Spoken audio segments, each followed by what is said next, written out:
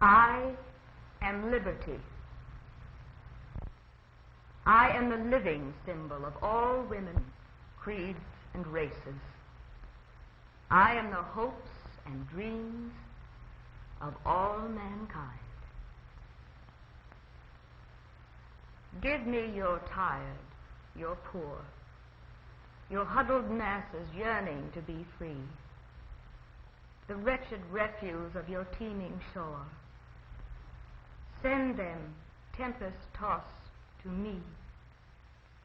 I lift the lamp beside the golden door. The waters of the deep, restlessly tumbling at my feet, there past my sky-flung arm, the persecuted and oppressed, the crushed in spirit. To them I am a symbol.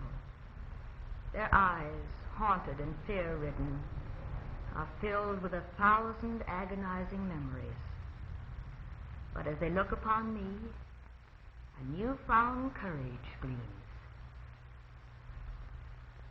And in their hearts, surging almost to the bursting point with hope, are born new men and women, Americans. Into the man-made canyons of Manhattan they poured. Many were there already, but many more were welcome. They joined the steel of these towers.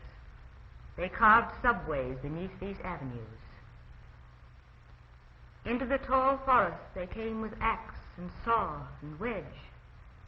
They knew how to fell a tree to the line and how to spare the nearby sapling. On the Great Plains there were early settlers. In Dakota they dwelt at peace with the Indian, and in Texas with the Mexican. They organized the counties and gave their names to villages and cities. In the mountain states they prospected and mined. They shared with the native born a continent's treasure of metals precious and useful. To the vineyards of the Pacific coast they brought their knowledge of the grape and put it to good use. So they came and so they spread, with hungry eyes and hearts, all seeking for what I, liberty, promised.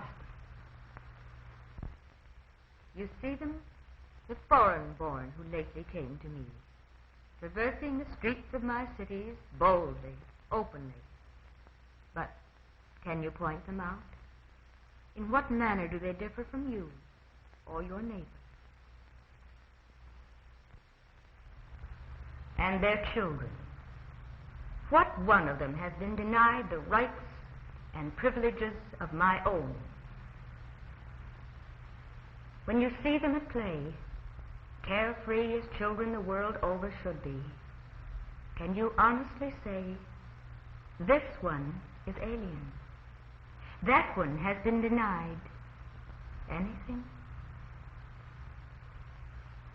Look upon the marketplaces, consider the storefronts. Where I am is the invitation to all. Enter and buy, no matter who you are. Where I am not is the placard of discrimination. Where in all my land is the law forbidding the free enterprise of the man who seeks to better his lot by working harder, selling cheaper, or improving the product of his trade or industry? Where the list of registered voters posted outside the polling place that lacks the names of descendants of all nationalities, the names of believers in all creeds?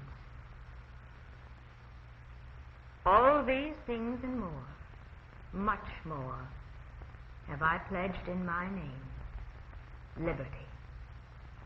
To my adopted children I have said and pledged, here the rich soil, yearning to bring forth the fruits of your labor, yours to have and to hold.